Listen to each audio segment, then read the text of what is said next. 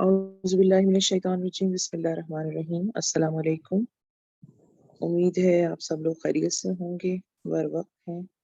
یہ حسنین's مدر جو ہیں ان کا مائک کھلا ہے، تو برائے مہربانی وہ مائک کو بند کر دیں۔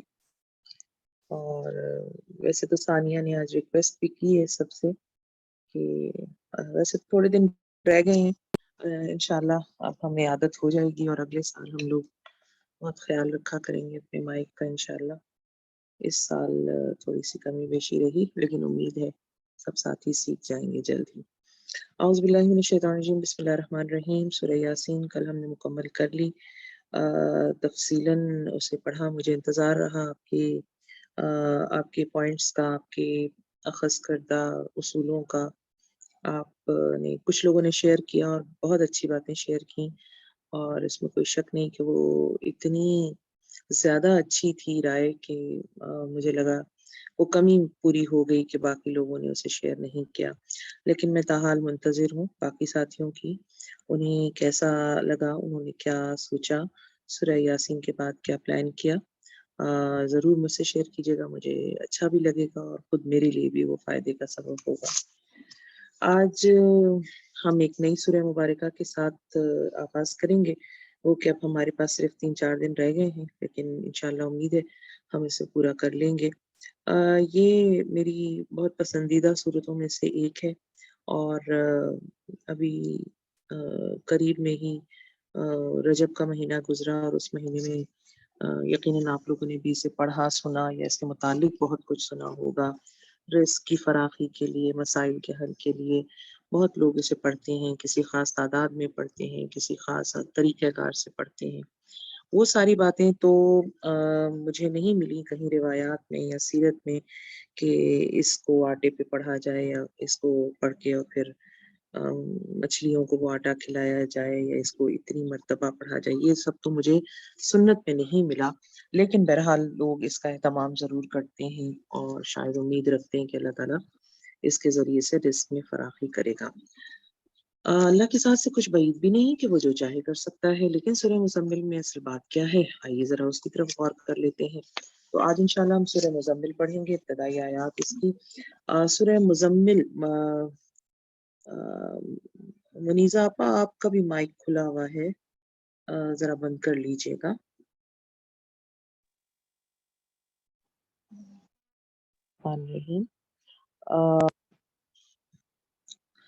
بسم اللہ الرحمن الرحیم۔ یہ گروپ میں سے کچھ لوگ کال کر رہے ہیں، مجھے نہیں پتا اس وقت کیوں کال کر رہے ہیں۔ اعوذ باللہ من الشیطان الرجیم بسم اللہ الرحمن الرحیم۔ سورہ مزمل کا مطالعہ آج ہم نے کرنا ہے۔ سورہ مزمل کی پہلی کچھ آیات مکہ میں نازل ہوئی اور ابتدائی دور میں نازل ہوئی، بلکہ بعض روایات میں آتا ہے کہ نازل ہونے والی یہ دوسری یا تیسری سورت ہے، ان کے بالکل ابتدائی زمانے کی سورہ مبارکہ ہے۔ اور سورہ مزمل کے باقی حصہ پھر مدنی بتایا جاتا ہے۔ اس سورہ مبارکہ کا جو پہلا حصہ ہے اس میں کچھ احکامات آئے ہیں، کچھ باتیں آئی ہیں، اور ان کا مناسبت رمضان کے حوالے سے مجھے بہت زیادہ لگتی ہے، اس لیے میں نے سوچا اور اس کا انتخاب کیا کہ میں آپ کے ساتھ اسے پڑھ لوں۔ اور میں اللہ سے دعا کرتی ہوں اللہ تعالیٰ مجھے اس سورت کا حق ادا کرنے کی توفیق عطا فرمائے، میرا مطالعہ جتنا بھی ہے، جو کچھ میں نے پڑھا اور سنا اس کے متعلق ہے، اسے احسن طریقے سے آپ تک پہنچانے کی مجھے صلاحیت بھی دے اور مجھے توفیق بھی دے، اور جو کچھ ہم پڑھیں اور سنیں ہمیں اس پہ عمل کی توفیق بھی دے۔ آج ہم پڑھیں گے سورہ مزمل، اس میں 20 آیات ہیں اور اس کے 2 رکوع ہیں۔ ابتدائی اس کی آیات مکی ہیں اور باقی حصہ مدنی ہے، لیکن اسے مکی سورہ ہی لکھا جاتا ہے۔ سورت کی ابتدا ہوتی ہے، پہلی آیات تلاوت کروں گی اور پھر انشاءاللہ اسی حوالے سے ہم بات بھی کریں گے۔ اعوذ باللہ من الشیطان الرجیم بسم اللہ الرحمن الرحیم۔ یا ایھا المزمل قم اللیل الا قلیلا نصفہ او انقص منہ قلیلا او زد علیہ ورتل القرآن ترتیلا انا سنلقی علیک قولا ثقیلا انا ناشئۃ اللیل ہی اشد وطئا واقوم قیلا انا لک فی النہار سبحا طویلا واذکر اسم ربک وتبتل الیہ تبتیلا رب المشرق والمغرب لا الہ الا هو فاتخذہ وکیلا واصبر علی ما یقولون واہجرہم ہجرا جمیلا۔ صدقت یا رب العالمین۔ یہ پہلی 10 آیات ہیں جو میں نے آپ کے سامنے تلاوت کی ہیں۔ سورہ مزمل کی ابتدا بہت ہی خوبصورت اور بہت ہی پیاری اور اس پر بات کرنے سے پہلے یہ بتا دوں کہ قرآن پاک کی جیسے ہم نے سورہ یاسین میں پڑھا تھا نا کہ اللہ تعالیٰ نے جوڑے پیدا کیے ہیں، درختوں کے بھی، انسانوں کے بھی، جانوروں کے بھی، چیزوں کے بھی، ایون ایٹم کے اندر پلس مائنس دونوں قسم کی بارز رکھے ہیں۔ اسی طرح سے قرآن کے سورہ مبارکہ کے بھی جوڑے ہیں۔ تو سورہ مزمل کا جوڑا سورہ مدثر ہے، یہ دونوں جوڑے کی شکل میں ہیں۔ جوڑے سے مراد ان کے درمیان کچھ کنیکشنز ہیں، کچھ باتیں ہیں جو یہاں کہی گئی ہیں، اور پھر دوسری سورہ میں بھی کچھ سوالات ہیں جو یہاں اٹھائے گئے اور ان کا جواب وہاں مل رہا ہوتا ہے، اور کچھ چیزیں جو دونوں میں سملر بھی ہوتی ہیں، تو اس لیے انہیں جوڑے کی آیات کہا جاتا ہے۔ تو تلاوت شروع کرتے ہیں۔ اللہ تعالیٰ توفیق دے کہ ہم سورہ مزمل پڑھ رہے ہیں، ہم سورہ مدثر بھی پڑھیں۔ مزمل بھی رسول اللہ صلی اللہ علیہ وآلہ وسلم کے ناموں میں سے ایک نام ہے، اور مدثر بھی رسول اللہ صلی اللہ علیہ وآلہ وسلم کے ناموں میں سے ایک نام ہے۔ ان انداز اللہ تعالیٰ مخاطب کر رہے ہیں یہاں پیورلی خالصتاً رسول اللہ کو، یا ایہا المزمل، اور مزمل زملہ اوڑھنا، لپیٹنا، کورڈ ہونا، یا جو ہماری زبان میں ہم بچپن سے سنتے آتے ہیں کالی کملی والے، تو کوئی چادر، بلکہ یہاں میں یہ بھی ذکر کرتی چلو، مجھے نہیں پتا کہ یہ کتنا اوتھینٹک ہے، کہ سندھیوں کا خیال ہے کہ ان کی جو اجرک ہے یہ اسی کی کوئی کنٹینیوٹی ہے۔ رسول اللہ اسی طرح کی کوئی چادر ہم وقت لپیٹے رہتے تھے، لیکن ہمارے یہاں اور کلچرز میں بھی ہم دیکھتے ہیں کہ چادر کا تصور موجود ہے۔ یہ چادر مختلف کام آتی ہے، آپ آرام کرنا چاہیں تو اوڑھ لیں، سر کے نیچے تکیہ بنا لیں، اپنے گھٹنوں کے گیٹ باندھ لیں مراقبے کی کیفیت کے لیے، تو اس کے مختلف استعمالات تھے۔ تو یہاں کہا گیا یا ایھا المزمل، اے اوڑھ لپیٹ کر سونے والے، یعنی میں نے آپ سے گزارش کی یہ ابتدائی آیات ہیں، تیسری وحی ہے جو نازل ہو رہی ہے، اور اللہ میاں اپنے پیارے رسول کو مخاطب کر رہے ہیں، اور کتنے پیارے انداز سے کر رہے ہیں۔ یہ نہیں کہا اے نبی، یہ نہیں کہا اے رسول، کہ آپ کے جو ڈیزگنیشن ہے اس کا نام لے کر آپ کو مخاطب نہیں کیا، بلکہ بہت پیار سے کہا اے اوڑھ لپیٹ کر سونے والے، یعنی کہ جس کیفیت میں آپ ہیں اس کو مخاطب کیا۔ اور اس سے مفہوم یہ نکلتا ہے کہ اب وہ دور گزر گیا ہے کہ جب آپ آرام سے پاؤں پھیلا کر سو لیتے تھے، اب آپ پر اللہ نے ایک ذمہ داری اور ایک عظیم کام آپ کو سونپا ہے، اس کے تقاضے کچھ اور ہیں، اور اس کے لیے آپ کو کچھ اور کرنا ہوگا۔ تو آیت کی ابتدا ہی بہت پیار اور محبت سے اور لاڈ سے اللہ اپنے نبی سے بات کر رہے ہیں، اے اوڑھ لپیٹ کر سونے والے۔ اب جناب اس سورہ مبارکہ سے جو بات، اس آیت سے، آیت سورہ کے اس حصے سے جو بات میرے اور آپ کے سامنے آتی ہے وہ یہ کہ رسول اللہ صلی اللہ علیہ وآلہ وسلم کو اللہ رب العزت، ہم جیسا کہ جانتے ہیں مکی زندگی کے آپ جا کے غار حرا میں غور و فکر کیا کرتے تھے، آپ سوچا کرتے تھے اپنے ہونے پہ، کائنات پہ اور دیگر چیزوں پہ، جس کے جواب میں اللہ تعالیٰ نے آپ پر وحی نازل کی۔ اور تیسری وحی میں اللہ کہہ رہے ہیں کہ بس اب سونے، اوڑھنے اور ریسٹ کرنے یا غور و فکر کرنے یا بیٹھے رہنے کا وقت چلا گیا، اب دوسرا دور شروع ہوا ہے۔ میں سوچ رہی تھی کہ ہماری زندگیوں میں بھی ہم جتنے لوگ یہاں موجود ہیں، جتنوں کو میں جانتی ہوں، ہماری عمر کا بڑا حصہ گزر چکا ہے، جس میں ہم نے ہمیشہ یہی کوشش کی کہ پڑھ لیں، سمجھ لیں، جان لیں، درس سن لیں، پروگرام اٹینڈ کر لیں، ان سے سن لیں، ان سے سن لیں، آن لائن لے لیں۔ ہم ابھی صرف معلومات ہی جمع کریں، ابھی ہم صرف علم ہی جمع کرنے کے ٹائم پیریڈ میں اپنے آپ کو مصروف رکھے ہوئے ہیں۔ ہمیں لگ رہا ہے کہ ابھی تو ہمیں اور پڑھنا ہے، ابھی تو اور سیکھنا ہے، اور سمجھنا ہے۔ تو مجھے محسوس ہوتا ہے کہ یہ آیت، یہ صورت ہمیں بھی مخاطب کرتی ہے کہ اب عمل کا ٹائم شروع ہو رہا ہے، اب آپ کو کچھ اس سے دل لگ رہا ہے میرا بھی نکل۔ ہاں، بسم اللہ الرحمن الرحیم۔ اب مخاطب یہ کیا جا رہا ہے کہ اب اس بات سے آپ نکل آئیے، مطلب کوئی لمٹ تو ہوگی نا کہ ہم نے پوری زندگی بس سنتے ہی رہنا ہے، سیکھتے رہنا ہے، اور اپنے آپ کو ایک اسٹوڈنٹ ہی سمجھنا ہے، اپنے آپ کو ہمیشہ یہی جاننا ہے کہ ابھی تو ہمیں بہت کچھ پڑھنا ہے اور سیکھنا ہے۔ یہ ٹھیک ہے، علم کی طلب ہونی چاہیے، لیکن اس علم کے استعمال، اس کو امپلیمنٹ کرنے کا، اپنے اوپر نافذ کرنے کا، یا اس کو دنیا تک پہنچانے کا بھی کوئی ٹائم آئے گا، یا ہم اسی کوشش میں لگے رہیں گے اور اسی حال میں مر کے اللہ کے سامنے پہنچ جائیں گے؟ اللہ تعالیٰ ابھی تو ہم سیکھ ہی رہے تھے، ابھی تو آپ سوچئے رسول اللہ پہ ابھی صرف تین مرتبہ وحی آئی ہے، 3 صورتیں نازل ہوئی ہیں، اور وہ بھی پوری نہیں، پارشیلی نازل ہوئی ہیں، ٹھیک ہے، اور اس کے بعد حکم آ جاتا ہے کہ بس اب آپ اٹھ جائیے، یہ لیٹنے ویٹنے کا ٹائم گیا، آرام کا ٹائم گیا۔ مفسرین لکھتے ہیں اس سورہ کی تشریح میں کہ رسول اللہ کوئی ایسے انسان نہیں تھے کہ کوئی بہت زیادہ آرام طلب تھے یا آپ ریسٹ کیا کرتے تھے یا آپ ہر وقت کوئی سوتے، نہیں، آپ ایک ایکٹیو انسان تھے، آپ ایک تاجر تھے، آپ ایک محنت کش انسان تھے، آپ اپنے معاشرے میں بہت ایکٹیو تھے، لوگوں سے ملنا، انٹریکٹ کرنا، ان کے معاملات کو سننا، ان کی ساری چیزوں کو دیکھنا۔ تو آپ کا معاملہ ایسا نہیں تھا کہ آپ کوئی بہت آرام والی شخصیت تھے۔ تو اللہ میاں نے کہا کہ بس جی اب آرام ختم، اب اٹھ جائیے۔ تو جب رسول اللہ کو یہ حکم دیا جا رہا ہے کہ آپ اپنی ایکٹیویٹیز کو اب اور تیز کر دیجئے، تو میرے آپ کے لیے تو یہ بات اور زیادہ اہم ہے نا۔ ہم برسوں سے صرف یہی سوچ رہے ہیں کہ ابھی تو ہمیں سیکھنا ہے، ابھی تو ہم کچھ کہہ ہی نہیں سکتے۔ مجھے بڑی حیرت ہوتی ہے جب ہم اپنے کسی پروگرام میں اپنے کسی ساتھی سے کہتے ہیں دعا کرا دیجئے، تو وہ کہتے ہیں نہیں جی مجھے دعا کرانی نہیں آتی۔ تو میں سوچتی ہوں اتنا زمانہ ہو گیا اور ہم اتنی دعائیں کرتے ہیں، اتنی نمازوں میں پڑھتے ہیں۔ منیزہ آپا آپ کا مائک کھلا ہوا ہے، منیزہ آپا آپ کا مائک کھلا جی ہوا ہے، جی اس کو میں کر رہی ہوں۔ جی جی پلیز۔ بسم اللہ الرحمن الرحیم۔ بات ہو رہی ہے سورہ مزمل کی۔ سورہ مزمل ہم پڑھ رہے ہیں اور سورہ مزمل میں اللہ کا مطالبہ اپنے نبی کی سے کہ اب آپ اٹھ جائیے، بس لیٹنے کا ٹائم گیا، آرام کا ٹائم گیا، اوڑھ لپیٹ کے سونے کا وقت گیا۔ جبکہ رسول اللہ ایک ایکٹیو پرسنالٹی ہیں، تب بھی ان سے کہا جا رہا ہے کہ اب آپ نکلیے، اپنی ٹائمنگز کو، اپنی وقت کو اور ترتیب دیجیے اور اس اصل کام کی طرف آ جائیے جو اللہ نے اسائن کیا ہے۔ تو میرے سامنے تو یہی سوال اٹھتا ہے کہ ابھی تک کیا ہم اپنے کام کو سمجھ پائے ہیں؟ کیا ہمیشہ آپ سے گزارش کی ہے یہ ساری عبادات جو ہم پر فرض کی گئی ہیں، وہ نماز ہے، وہ روزہ ہے، حج ہے، وہ زکوٰۃ ہے، وہ کلمے کی گواہی دینا ہے، یہ سب کی سب ٹریننگ ہے۔ روزے کو میں نے ہمیشہ آپ کے سامنے کہا یہ ایک ٹریننگ ہے۔ تو یہ ساری ٹریننگز جس مقصد کے لیے اللہ کروا رہے ہیں اس کو کبھی امپلیمنٹ بھی تو ہونا ہے، اس کو کبھی کام میں بھی تو آنا ہے۔ تو وہ کام میں کب آئے گا؟ ہم نے کیا سوچ رکھا ہے کہ عمر کا اب کون سا والا حصہ آئے گا، زندگی کا وہ کون سا دور آئے گا جب انشاءاللہ ہم پھر اللہ کے اس حکم کی تکمیل کریں گے اور ہم یقیناً اپنی زندگیوں میں پھر وہ تبدیلی لے کر آئیں گے جو اللہ تعالیٰ ہم سے چاہتے ہیں۔ تو گزارش یہ ہے کہ اللہ اپنے نبی سے 3 وحیوں کے بعد مطالبہ کرتا ہے اٹھ کھڑے ہوں۔ تو مجھ سے اور آپ سے تو برسوں کے بعد یہ مطالبہ بنتا ہے اللہ کا کہ ہم اٹھ کھڑے ہوں، اوڑھ لپیٹ کر اپنے کمفرٹ زون سے نکل آئیں۔ اگر اوڑھ لپیٹ کا بہتر ترجمہ آپ سننا چاہیں تو وہ کمفرٹ زون ہے کہ جو جہاں جیسے۔ اب جائزہ لے لیجئے، رمضان کے 17-18 دن ہو گئے ہیں، ہم ابھی تک اپنے کمفرٹ زون سے نہیں نکلے، نہ میں نکلی ہوں نہ آپ نکلے۔ ہم بہت کمفرٹیبلی اپنے رمضان کو گزار رہے ہیں، بڑے آرام سے، بڑی تسلی اپنی شرائط پر۔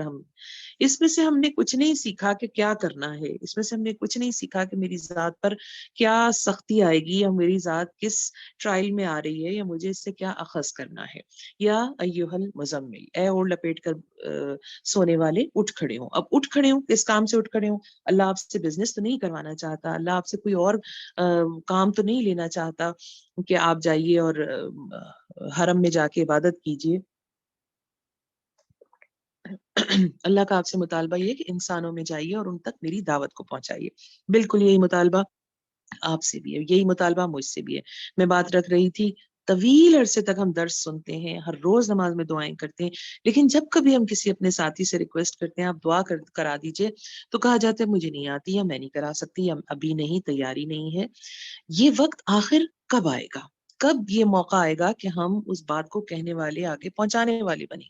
کیا ساری زندگی ہم اسی فیز میں رہیں گے؟ ہم پڑھتے رہیں گے، ہم سنتے رہیں گے، ہم پڑھتے رہیں گے اور سنتے رہیں گے اور جھومتے رہیں گے اور بڑا اس سے لطف لیتے رہیں گے؟ ایک بڑا عجیب سا ہی لفظ لگتا ہے جب کوئی اپنے کامنٹس اس طرح سے دیتا ہے، مجھے بڑا مزہ آیا۔ تو گویا آپ کو تو قرآن نے مزہ دے کر مزید سلو کر دیا، بلکہ اللہ کا مطالبہ تو اس کے علاوہ ہے۔ یا ایھا المزمل، رسول اللہ صلی اللہ علیہ وآلہ وسلم، پہلی وحی نازل ہوتی ہے اور اس کے بعد جو حکم آپ کے پاس آتا ہے قم فانذر، یہ سورہ مدثر کا حکم ہے، اٹھ کھڑے ہوں۔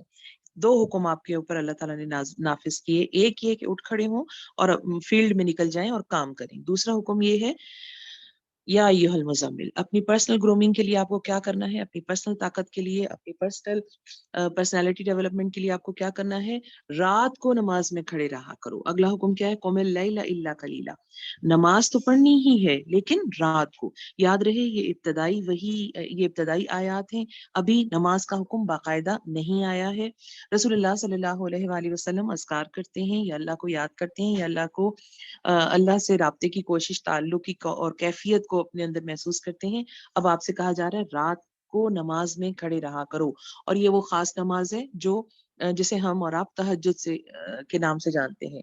तहज्जुद की नमाज खास है अल्लाह से करीब होने के लिए। आजकल भी जैसा कि ये बहुत अहम दिन है जिनमें हम तहज्जुद के जरिए अपने रब से करीब हो जाते हैं। तहज्जुद वो खास टाइम जिसके लिए कहा गया कि सोकर उठना, जिसके लिए अहम है कि अपनी नींद तोड़ कर आप उठें और फिर अल्लाह के हुजूर खड़े हों। मेरी और आपकी जिंदगियां तो एक अजीब पैटर्न पे हैं। हमारी तो रात तो क्या कहना चाहिए, हमारी रात तो सुबह को होती है और रात का तो अक्सरियती हिस्सा हम जागते हुए गुजारते हैं। लेकिन मुतालबा या अल्लाह ताला ने जो तरतीब दी है उसके मुताबिक रात का वक्त अल्लाह से करीब होने के लिए निस्बतन बेहतर है। बावजूद इस हंगामा खेज दौर के, रात का जो वक्त है वो अल्लाह रब्बुल इज्जत से क्लोज होने के लिए अहम भी है और पीसफुल भी होता है, इसलिए वो जरूरी है। फिर उसमें रियाकारी का भी शुबा नहीं होता, कोई नहीं देखता, कोई नहीं जानता, इल्ला ये कि हम सुबह खुद लोगों को बता रहे हों कि रात तहज्जुद में गुजरी इसलिए मेरी नींद पूरी नहीं हुई या मैं थक गई या ये मामला या वो मामला। लेकिन अल्लाह का हुक्म अपने नबी के लिए क्या आता है, कौन, रसूलुल्लाह सल्लल्लाहु अलैहि वसल्लम, जिनका इखलाक, जिनका किरदार, जिनका मामला सारे इंसानों से बेहतर है, उन्हें भी अल्लाह ताला हुक्म दे रहे हैं रातों को नमाज में खड़े रहा करो मगर कम, आधी रात या इससे कुछ कम कर लो या इससे कुछ ज्यादा बढ़ा दो। कितना वक्त है जो अल्लाह ताला मुतालबा कर रहे हैं कि अगर मेरे करीब होना है, अगर वो काम जो आपको असाइन किया गया है, वो काम जो जन्नत के हासिल करने के लिए अहम और जरूरी है, अगर वो काम करना चाहते हैं तो आपको सबसे पहले अपनी ट्रेनिंग करनी होगी, और उसके लिए बेहतरीन वक्त है रात का वक्त। रात को नमाज में खड़े रहा करो, रात को और कुछ नहीं हुक्म दिया जा रहा, खड़े रहा करो नमाज में। आधी रात, टाइम पीरियड भी बता दिया गया, आधी रात या उससे कुछ कम या उससे कुछ ज्यादा बढ़ा दो। तो गोया आधी रात या रात का एक हिस्सा या रात के 2/3 हिस्से, ये वो कम से कम टाइम पीरियड है जो अल्लाह ताला हमसे चाहते हैं। कितना टाइम? अच्छा, अब हमारी जो तहज्जुद का अंदाज है कि हम किसी वक्त रात में उठे हैं अलार्म लगा के या खुद से उठे हैं और हमने मसनून जो 8 नवाफिल हैं वो पढ़ लिए हैं, जितने नवाफिल पढ़े हैं, और उसके बाद दुआ की और फिर हम सो गए। लेकिन यहाँ जो अंदाज है, मैं उसको पढ़कर तो बहुत ही हैरान भी हुई और सच जानिए कि परेशान भी हुई, और इसी वजह पर मैंने सोचा कि मैं आपके साथ भी शेयर करूं कि हमारी इस्लाह हो जाए कि अल्लाह रब्बुल इज्जत का मुतालबा दरअसल क्या है। और फिर वही बात जो हमेशा हम डिस्कस करते हैं कि क्यों ये चीजें हमें फायदा नहीं दे रही। हम तहज्जुद भी पढ़ रहे हैं, हम रोजे भी रख रहे हैं, हम इबादत भी कर रहे हैं, तो फर्क क्यों नहीं आ रहा? तो मुझे लगा कि वो जो बीच बीच में कमियां हमारी रह गई हैं, उनमें से एक बड़ी कमी ये है कि रातों को उठकर करना क्या है। औजिद अलैहि वरत्तिलिल कुरआन तरतीला, रात को खड़े होकर कुरान पढ़ें और कुरान को खूब ठहर ठहर कर पढ़ें। तरतीला, रत्तिल और तरतीला ये 2 लफ्ज इस्तेमाल हुए हैं जिसके लिए कहा गया है कि तेज तेज रवां दवां ना पढ़ो। अल्लाह अकबर। ये हुक्म किसे दिया जा रहा है? रसूलुल्लाह को, जिनकी जबान अरबी, जिन्होंने खुद फरिश्तों से कुरान को सुना, जिन पर अल्लाह ने इसे नाजिल किया, जो इसे समझते हैं, इसको जानते हैं, इसकी अहमियत से वाकिफ हैं, इसकी पूरी ग्रामर से वाकिफ हैं, इसके जेर जबर से वाकिफ हैं। अल्लाह ताला उनको क्या कह रहे हैं? ठहर ठहर कर पढ़ो, तेज तेज ना पढ़ो, ठहर ठहर कर एक एक लफ्ज जबान से अदा करो और एक एक आयत पर ठहरो। मैं तो सच जानिए परेशानी हो गई, क्या बनेगा हमारा? अल्लाह के नबी को अगर ये हिदायत आप सोच कर और वक्त लगा कर इसे पढ़ें। ओ माय गॉड, मेरा माइक ही अनम्यूट हो गया है। क्या मेरी आवाज आ रही है आप लोगों तक? बिस्मिल्लाहिर्रहमानिर्रहीम। हम सूरह मुजम्मिल पढ़ रहे हैं और सूरह मुजम्मिल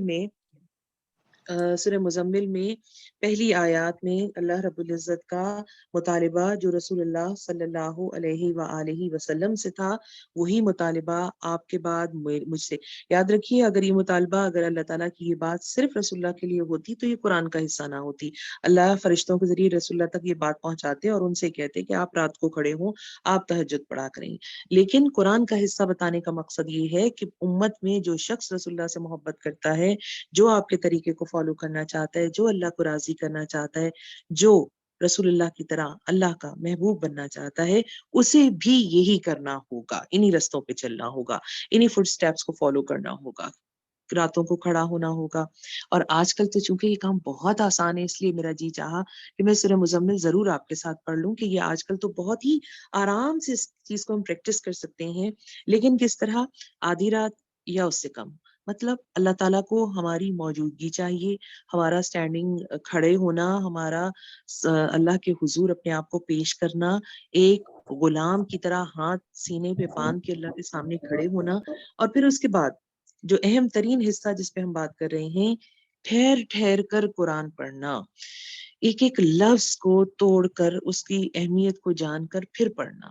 میں نے آپ سے کہا رسول اللہ کو یہ حکم ہے تو میرا اور آپ کا کیا بنے گا؟ میں تو آپ جانتے بھی نہیں عربی کو، میں تو آپ گرامر کو نہیں جانتے، میں تو آپ ادائیگیوں کو نہیں جانتے، تو ہمیں تو اور بھی میرا خیال ہے رسول اللہ سے بھی 100 گنا زیادہ اس کے اوپر غور کرنا ہوگا اور اس کو پڑھنا ہوگا۔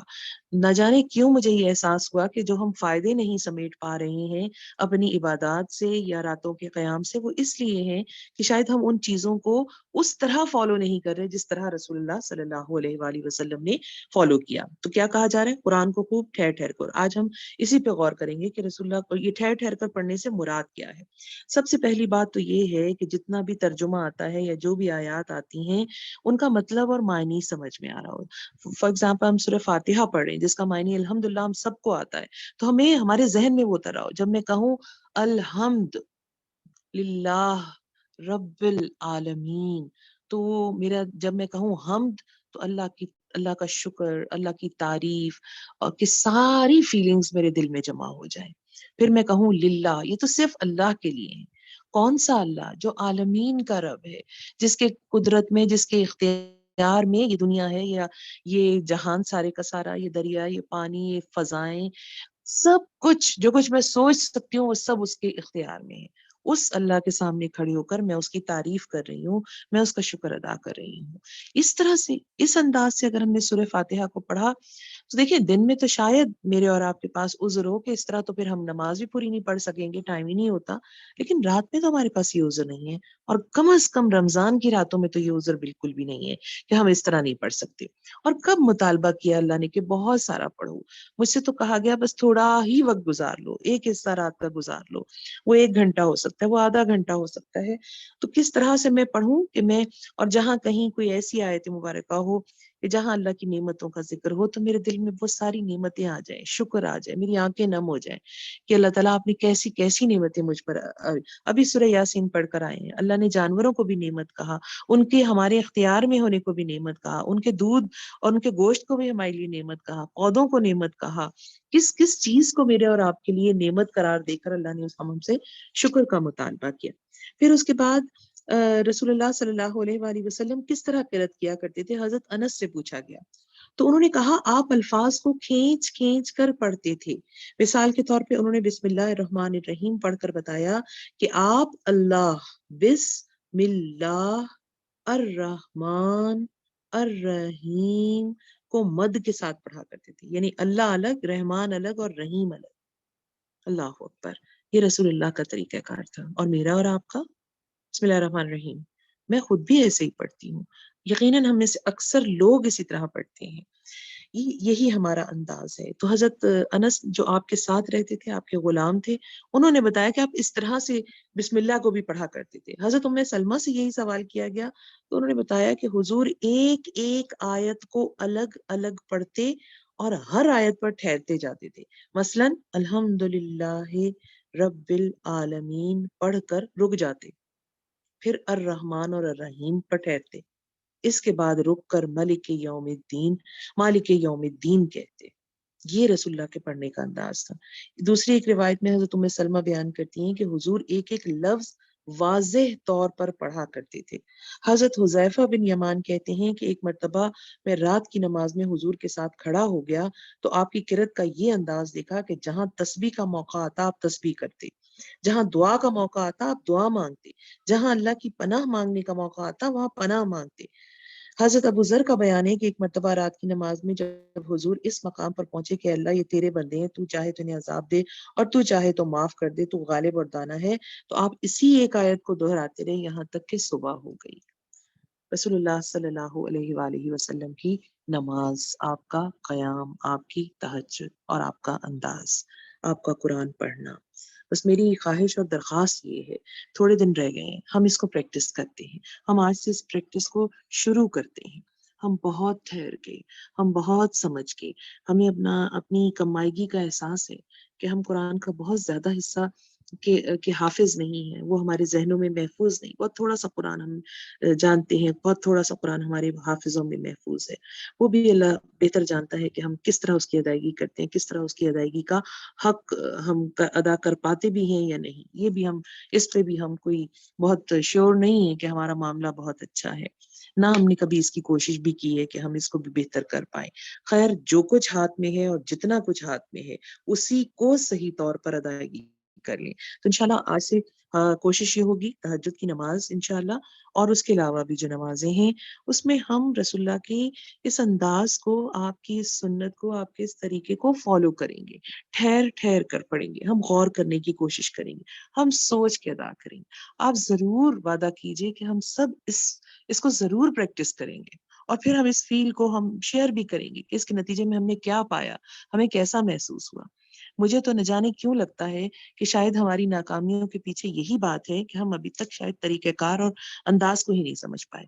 ہم بہت اچھی طرح سے جانتے ہیں نا، کسی دوا کو اگر اس کے بتائے ہوئے طریقے کے مطابق نہ کھایا جائے، اس کی بتائی ہوئی مقدار کے مطابق نہ کھایا جائے، اس کے بتائے ہوئے ٹائمنگ پر نہ لیا جائے، تو وہ اس کے اثر میں بہت فرق پڑ جاتا ہے، بہت زیادہ، کہ کوئی دوا بیفور لینی تھی کھانے سے اور کوئی بعد میں لینی تھی، اس سے بھی فرق پڑ جاتا ہے۔ تو قرآن پاک جو ہماری شفا ہے، جو ہماری دوا ہے، جو ہمارے سارے امراض کا علاج ہے، ہم بھی اس سے صحیح طور پر استفادہ نہیں کر پا رہے، ہم تو اس کی ادائیگی کا حق نہیں ادا کر پا رہے، ہم اس کو پڑھنے کا طریقہ نہیں سمجھ پا رہے۔ تو آئیے عہد کرتے ہیں، آئیے کوشش کرتے ہیں، جتنے دن ہیں ان میں ہم اپنی اس پریکٹس کو اور بہتر کر لیں گے۔ سورہ فاتحہ تو ہمیں آتی ہے، ہمیں تیسرے پارے کی آخری صورتیں آتی ہیں، بس آج سے انہیں ٹھہر ٹھہر کر پڑھیں گے، سمجھ کے پڑھیں گے، تھوڑا پڑھیں یا زیادہ، ان کو پورے دل سے ادا کرنے والے ہوں گے۔ میں اللہ سے دعا کرتی ہوں کہ وہ ہمیں وہ انداز سکھا دے، وہ طریقے سکھا دے، اللہ تعالیٰ ہماری محرومی کو دور کر دے، اللہ تعالیٰ ہمارے لیے آسانیوں کا فیصلہ کر لے کہ ہم قرآن کا حق ادا کرنے والے ہوں۔ انشاءاللہ ہم سورہ مزمل کو کنٹینیو کریں گے اور مزید جانیں گے کہ ہم کہاں کیا اور کیسی غلطیاں کر رہے ہیں، جن کی وجہ سے میں غلطی کا لفظ کہہ رہی ہوں اس لیے کہ معذرت کے ساتھ، کہ بہت ممکن ہے کہ ہم میں سے بہت سارے لوگوں کے ساتھ یہ معاملہ ہو۔ ہم تم پر ایک بھاری کلام نازل کرنے والے ہیں، ویسے تو میرا جی نہیں چاہتا کہ میں اگلی آیت پر جاؤں، ہم اسی پر رکیں، آج رات اسے ہم پریکٹس کریں، انشاءاللہ کل ہم ایک نئے جذبے اور ایک نئے احساس کے ساتھ سورہ مزمل پڑھ لینے والے ہوں، تاکہ ہمیں یہ معلوم ہو کہ اللہ وہ فائدے جو قرآن اور تہجد کے ہیں وہ ہم کیسے سمیٹ پائیں گے۔ آئیے دعا کر لیتے ہیں۔ اعوذ باللہ من الشیطان الرجیم، بسم اللہ الرحمن الرحیم۔ سبحان اللہ وبحمدہ، سبحان اللہ العظیم، سبحان اللہ والحمد للہ ولا الہ الا اللہ واللہ اکبر، لا حول ولا قوۃ الا باللہ العلی العظیم، استغفر اللہ استغفر اللہ استغفر اللہ، الحمد للہ الحمد للہ الحمد للہ۔ یا اللہ ہم سب پر رحم کر دیجئے، ہمیں معاف کر دیجئے۔ یا اللہ جو جو قرآن پڑھتے جا رہے ہیں لگتا ہے ہمیں تو کچھ بھی نہیں پتا، یا ارحم الراحمین، یا ارحم الراحمین، موت سے پہلے ہماری تیاری کروا دیجئے گا، ہماری مغفرت کر دیجئے گا، ہمیں معاف کر دیجئے گا، ہمیں اپنے پسندیدہ بندوں میں شامل کر لیجئے گا، ہمیں اپنی محبت کے انداز سکھا دیجئے گا۔ یا اللہ قرآن کو ہماری بیماریوں کا علاج اور شفا بنا دیجئے گا، قرآن کو ہمارے سینے کا نور بنا دیجئے گا۔ یا اللہ قرآن کو ہمارے غموں کا مداوا بنا دیجئے گا۔ یا اللہ ہم سب کو اہل قرآن میں شامل کر دیجئے گا، ہمیں ان لوگوں میں شامل کر دیجئے گا جو قرآن والے کہلائیں گے۔ یا اللہ قرآن کو ہمارے حق میں حجت بنا دیجئے گا۔ یا اللہ قرآن کو ہمارے خلاف نہ کھڑا کر دیجیے گا۔ یا ربی ہم مانتے ہیں ہم نے قرآن کا حق ادا نہیں کیا، یا اللہ جتنا جیسا حق اب ہم ادا کر سکتے ہیں ہمیں وہ کر لینے کی توفیق عطا فرمائیے گا۔ یا اللہ قرآن کے ساتھ راتوں کو جاگنا نصیب کیجیے گا۔ یا اللہ قرآن کے ساتھ وقت گزارنا نصیب کیجیے گا۔ یا اللہ یہ مہینہ نزول قرآن کا مہینہ ہے، یہ نزول جشن قرآن کا مہینہ ہے، اللہ ہمیں اس کا صحیح فیض عطا کر دیجیے۔ اللہ تعالیٰ ہم محروم رہ رہے ہیں، جانے کیوں یہ احساس بہت زیادہ ہو رہا ہے کہ ہم محروم رہ رہے ہیں۔ اللہ تعالیٰ ہماری محرومی دور کر دیجیے۔ آپ سے بڑھ کر کون ہے جو ہماری محرومی کو دور کر سکتا ہے؟ یا اللہ ہمیں فہم بھی دیجیے، سمجھ بھی دیجیے، اور اٹھ کھڑے ہونے کی اب طاقت بھی دیجیے۔ یا اللہ ہم برسوں سے قرآن کو صرف سنتے چلے آ رہے ہیں، اللہ اب اسے ہمارے دلوں اور ہماری زندگیوں کو بدلنے والا بنا دیجیے۔ یا ارحم الراحمین رحم کر دیجیے، اس سے پہلے کہ ہم آپ کی طرف لوٹا دیے جائیں اور خالی ہاتھ ہوں، ہم پر رحم کر دیجیے۔ اس مہینے کو، اس رمضان کو ہماری تبدیلی کا رمضان بنا دیجیے، ہماری مغفرت کا رمضان بنا دیجیے، ہماری معافی کا رمضان بنا دیجیے۔ یا اللہ قرآن کو ایسے پڑھنا سکھا دیجیے جیسے آپ کو پسند ہے، جیسے آپ نے اپنے نبی کو حکم دیا تھا، اللہ تعالیٰ ہمیں بھی ویسے ہی قرآن کو پڑھنے کی توفیق عطا فرما دیجیے۔ اللہ ہم وعدہ کرتے ہیں، ہم عہد کرتے ہیں، جتنا وقت نصیب ہوگا تہجد کا، رات کا، اللہ تعالیٰ ہم اس میں بہترین طریقے سے قرآن پڑھیں گے۔ یا اللہ جو کچھ ہم پڑھیں ہیں اسے قبول کر لیجیے۔ یا اللہ سوتے جاگتے کی جو عبادتیں ہم کریں اللہ تعالیٰ انہیں ہمارے منہ پہ نہ دے ماریے گا، انہیں قبول کر لیجیے گا، اپنے کمزور، ناتواں اور اپنے فقیر اور حقیر بندوں کی طرف سے اسے قبول کر لیجیے گا۔ یا ارحم الراحمین آپ نے مدد نہ کی، ہاتھ نہ تھاما تو ہم ناکام رہیں گے، آپ نے ہمارا ساتھ نہ دیا تو ہم نقصان میں رہنے والے ہوں گے۔ یا اللہ آپ کے محبوب نے کہا تباہ ہو جائے وہ شخص جو رمضان کا مہینہ پائے اور پھر اپنی مغفرت نہ کروا لے۔ ہمیں مغفرت کروانے کے طریقے سمجھا دیجیے اللہ میاں، ہمارا ہاتھ پکڑ کے ہماری رہنمائی کر دیجیے۔ اللہ تعالیٰ ہم اپنے آپ کو محروم سمجھ رہے ہیں، ہماری محرومیاں دور کر دیجیے، ہم پر رحم کر دیجیے۔ یا ارحم الراحمین جو بیمار ہیں ان کو شفا عطا فرما دیجیے۔ یا ارحم الراحمین جتنے لوگ تکلیف میں ہیں ان کی تکلیفوں کو دور فرما دیجیے۔ اللہ پاک ہمارے اس گروپ میں خوب برکت عطا فرما دیجیے، بہت سارے لوگوں کو ہمارا ساتھی بنا دیجیے۔ یا اللہ دنیا میں بھی ان کا ساتھ دیا ہے، آخرت میں بھی، اپنی جنتوں میں بھی ان کا ساتھ عطا فرمائیے گا۔ یا اللہ عائشہ ان کی والدہ پر اپنا خصوصی فضل فرمائیے گا، ان کو صحت اور سلامتی عطا کیجیے گا۔ یا اللہ ان کی پریشانیاں دور کر دیجیے گا۔ اللہ پاک ہم سب کے جتنے مرحومین ہیں ان سب کی مغفرت فرما دیجیے، ہمارے مرحوم والدین کی مغفرت فرما دیجیے۔ اللہ تعالیٰ ہمارے ان عزیزوں اور اقارب کی مغفرت فرما دیجیے۔ اللہ تعالیٰ بہت ڈر لگ رہا ہے، بہت سارے لوگ قرآن کو پڑھے، سمجھے اور ان آیتوں کو بھی غور کیے بغیر دنیا سے چلے گئے۔ اللہ تعالیٰ آپ کا بہت شکریہ، آپ نے اتنا موقع تو دے دیا کہ ہم نے اس کو پڑھ لیا ہے، اب ہمیں اس کا حق ادا کرنے کی توفیق بھی دے دیجیے گا۔ یا ربی ہم آپ سے آپ کا رحم مانگتے ہیں، اللہ ہم آپ سے آپ کا کرم مانگتے ہیں۔ اللہ تعالیٰ جو مانگنے کی چیزیں ہمیں وہ مانگنے کی توفیق عطا فرمائیے، ہمارے دل میں غنا عطا فرما دیجیے، ہم سب سے راضی ہو جائیے۔ ربنا تقبل منا انک انت السمیع العلیم وتب علینا انک انت التواب الرحیم، وصلی اللہ تعالی خیر خلقہ واصحابہ اجمعین برحمتک یا ارحم الراحمین، آمین یا رب العالمین۔ جزاک اللہ خیر۔